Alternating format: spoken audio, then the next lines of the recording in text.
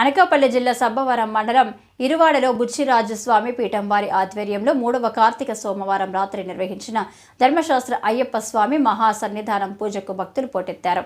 సుమారు 5,000 మంది స్వామి అయ్యప్ప మాలధారణ భక్తులు హాజరు కావడంతో ఇక్కడి పీఠం ప్రాంగణం ఆ భక్తులు అయ్యప్ప స్వామి స్మరణ స్తోత్రాలతో దద్దరిల్లింది. అంటే అతిశయోక్తి కాదు. ప్రత్యేకంగా నిర్మించిన శబరిమల సినీ సెట్టింగులో బుచ్చిరాజస్వామి ప్రధాన భక్తుడిగా నిర్వహించిన ఈ మహాసన్నిధానం పూజ కార్యక్రమాలను కేరళకు చెందిన గురుస్వామి ప్రవీణ్ సారథ్యంలో నిర్వహించారు. ప్రత్యేక ఆర్కెస్ట్రాను ఏర్పాటు చేసి శబరిమలయ్యని నడిపించే రీతిలో స్వామి అయ్యప్ప గర్భగుడిలోకి 18 మెట్లు నిర్మించారు. ఎంతో భక్తి ప్రపత్తులతో అయ్యప్ప స్వామిని స్మరిస్తూ బుచ్చిరాజస్వామి ఉత్సవ విగ్రహాలను ఊరేగింపుగా పీఠానికి తోడుకొని వచ్చారు.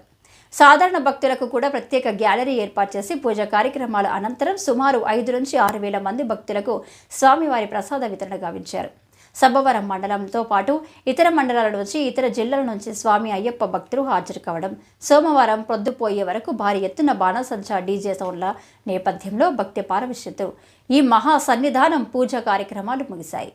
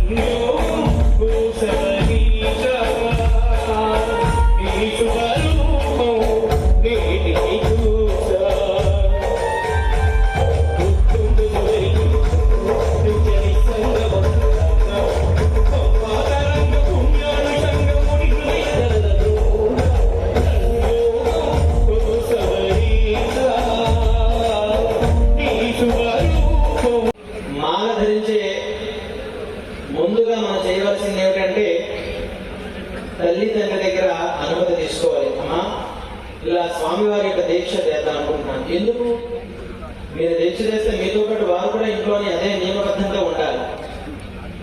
పెళ్ళి అయితే భార్య మీతో పాటు సరిసమానంగా చేస్తుంది.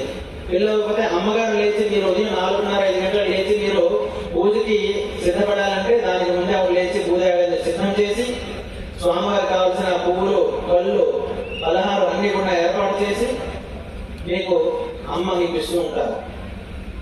తదనంతరం మనం వివాహం జరిగితే భార్య చేస్తూ ఉంటుంది. మరి అటువంటిది వారి ముగ్గురు అనుమతి లేకుండా మనం ఏదో వ్యసనానికి దూరంగా ఉండాలి అని చెప్పి మనం ఏదో కామపేక్షతోటి మనం ఈ యొక్క మానం ధరించామంటే అది వేసుకుని ఆ 40 రోజుల వరకు తర్వాత మళ్ళీ మామూలే. చాలా మంది ఏం చేస్తారు, వారికి అడగరు. వారు ఈ రోజు రాత్రి రేపు మాల వేస్తారంటే ఈ రోజు రాత్రి 12 వరకు శుభ్రంగా తీర్థాన్ని పుచ్చుకుంటారు. మరుసటి రోజు ఉదయం 4:30-5 గంటలకు వస్తారు. అదే కంపుతో మేము స్వామి శరణం ఏమంటే ఆ నోట్లో ఉంటుందంతా మా మీదకి వస్తారు. కంపు అడ్డమైన గట్టి అంతా రాత్రి 12 వరకు తిని ఉదయం 5 గంటలకు మాల వేస్తారు. మరి ఎందుకు వేస్తారో నాకు అర్థం కావట్లేదు. వేసేటప్పుడు మనకు మనస్సాక్షి అనేది ఉంటుంది. అయ్యో నేను రాత్రి అంతవరకు అంటే అది వేసుకున్న వెంటనే అనిపించదు. 2 రోజులు గడిచిన తర్వాత నేను మాల వేసే ముందు రోజుల వరకు ఈ విధంగా ఉన్నానని ఖచ్చితంగా మనస్సు మనల్ని ప్రశ్నిస్తూ ఉంటుంది. అలా ప్రశ్నించినాక మనం తప్పు చేసినట్టే కదా. మీరు ఎవరికో సమాధానం చెప్పాల్సిన అవసరం లేదు. మీ గురువు గారికో, మీ తల్లికో, తండ్రికో మనకంటూ ఒక మనస్సాక్షి ఉంటుంది. ఆ మనస్సాక్షిని చంపుకుంటూ, ఆ మనస్సాక్షిని మోసం చేస్తూ ఏ పని చెయ్యలేము, చెయ్యకూడదు కూడా. మాల రేపు వేస్తున్నామంటే 2 రోజులు 3 రోజులు ముందుకుండానే మనం పరమ సాత్వికమైన ఆహారాన్ని తీసుకోవాలి. ఉల్లి వెల్లుల్లి ఒక్కపూటే భోజనం తింటూ